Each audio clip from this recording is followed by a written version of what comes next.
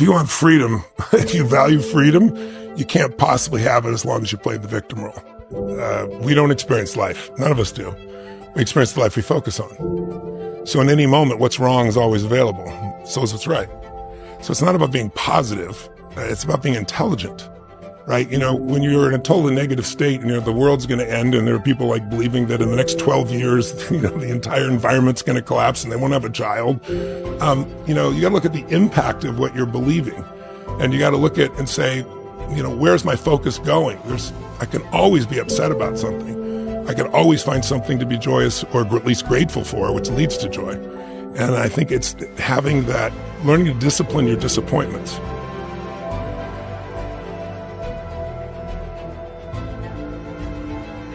And then the thing that changed my whole life, a single event, was a knock on the door on Thanksgiving. We had no money, no food. When I say no food, we had crackers and peanut butter, but not a Thanksgiving dinner, right? And my dad Mom are screaming each other through a door, and my dad had lost his job. You get the knock on the door, and I go open the door, and there's this tall guy standing there with 2 bags of groceries, one in each hand, and at his feet, he had an uncooked frozen turkey in a pan, And he said, "Is your father here?" And I was like, "Just one moment," And I was like, it was Christmas morning, so I go to my dad, and I go, "Hey, Dad, there's someone at the door for you." And he goes, "Who is it?" And I said, "I don't know, it's for you." He goes, "Well, you answer." I said, "I already did, it's for you." So he goes over there, and I'm waiting with such excitement for him to open the door, and he saw this man, and he was not happy. He looked at this man before the guy said a word, and he said, "We don't take charity." And he went and slammed the door on the guy, but the man had leaned in because of the groceries, and it hit his shoulder, and it bounced off, which made my dad even madder. And they said, sir, he said, "Somebody knows you're having a tough time. Everyone has tough times. They want you to have this food for your family for Thanksgiving, because I'm just the delivery guy." And my father said, "We don't take charity," and he pushed the door again. But this time, because the guy's leaning, his foot now stepped in. It hit his foot and bounced off. And then, now my dad's getting more fired up, and I'm standing looking at this whole thing, and it's like a car crash happening. And the guy said something to my dad. I thought my dad was going to punch him in the face. He didn't say it meanly. He said, "Sir," he said, he saw me, he said, "Don't make your family, suffer because of your ego." And I can still see it like yesterday. My dad's veins on both sides of his neck were just pumping, and he's red as can be. And then he just dropped his shoulders. He took the groceries. He slammed it on the table, and he slammed the door, and he never even said thank you. These are the 3 decisions that I think everyone makes every moment. First, what are you going to focus on? There's a million things you could focus on, literally. But we don't experience life. We experience the part of life we focus on. And so the bottom line is, I know my father and I had a different experience because we had different focuses that day. I was focused on his food. What a concept. This is cool. He was focused on that he had not taken care of his family. The second decision, though, the minute you focus on something, your brain has to decide, what does it mean? And meaning is what creates emotion. And emotion is where your life is, right? And so the quality of your life is the quality of your emotions. If you got $1 billion and every day you're pissed off and angry, your life's quality is called pissed off and angry. If you got 3 beautiful children, a husband or wife you love, but you worry all the time, your life is worry. And that usually leads to the third decision, which is, what are you going to do? Anything you can imagine, we're all going to go through extreme stress in our lives, but how do you use stress, or does stress use you? I don't care how good a person you are. I don't care how spiritual or religious you are. I don't care how smart you are, how rich you think you are. Every human being is going to go through extreme stress multiple times in their life.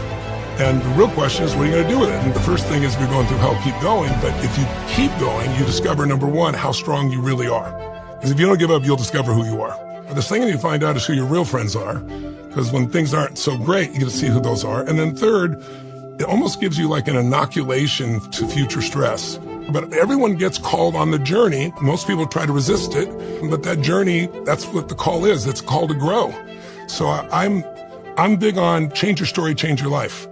And I'm big on understanding the narrative of where you are in the story of your life. Because if you understand where you are, it gives context, it gives meaning. And it doesn't make you feel overwhelmed. I said, look where I am right now. Because I wouldn't assemble the story that my past equals my future. The past only equals your future if you live there.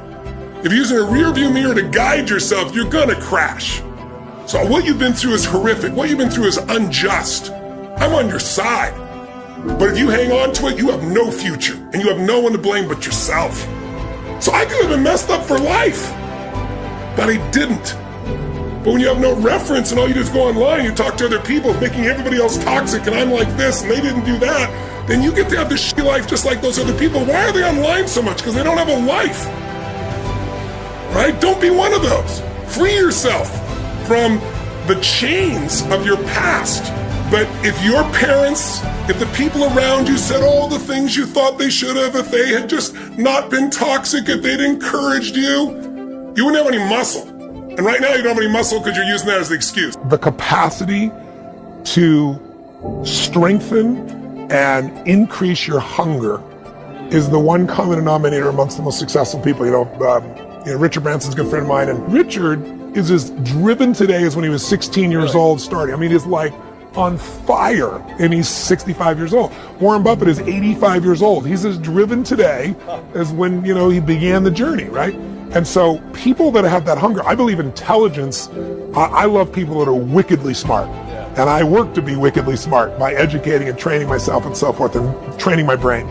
But there's a lot of intelligent people can't fight their way out of a paper bag, right?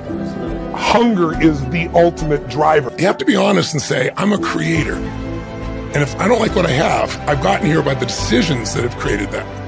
Focusing on those big decisions is really important in life. But I think most people, they're afraid. And then the second thing is they think they don't have enough information, which is really just fear again. Because, I wrote an entire book where I interviewed 50 of the most incredible financial people in the world. All people who started with nothing and became billionaires.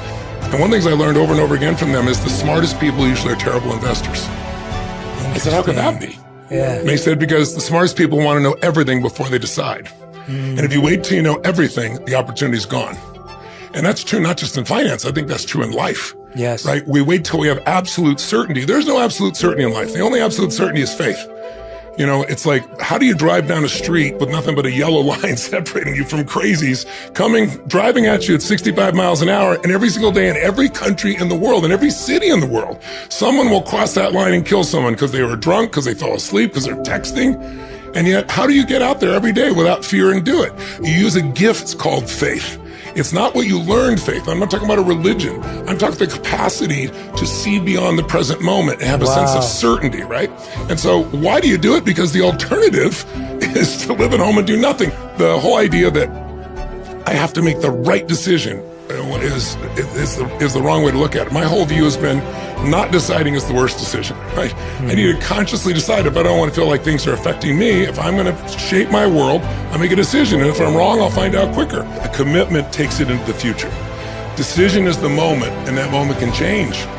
Which is why so many people make a decision legitimately and don't follow through. That's why you need to take action immediately that commits you to follow through. Meaning, book the meeting, enroll in the class, call the person and set it up. Organize so you can have that conversation you haven't wanted to have, and put it on the calendar so that there's momentum going out of it. But then deciding is really rough. Committing is not that rough. It's just creating enough compelling reasons to follow through, even though it might be tough right now. But there's a third step. And after you decide and commit, there's resolve. When you resolve, you're at peace. Deciding's like a war, right? Committing requires energy and taking into the future, as you described. And then resolve, it's amazing. It's like it's done. It's done in me. It may not be done in the world, but it's done in me now. I'll find the way or I'll make the way. And there's no uncertainty. There's no fear. There's no anxiety. When you get to that psychological, emotional place, that's the place in which you get results. Maybe you've been putting it off because it's inconvenient. You've got lots of other stressful things in your life, or you're not really comfortable. But if you're really committed and you follow through, you just decided, committed, and followed.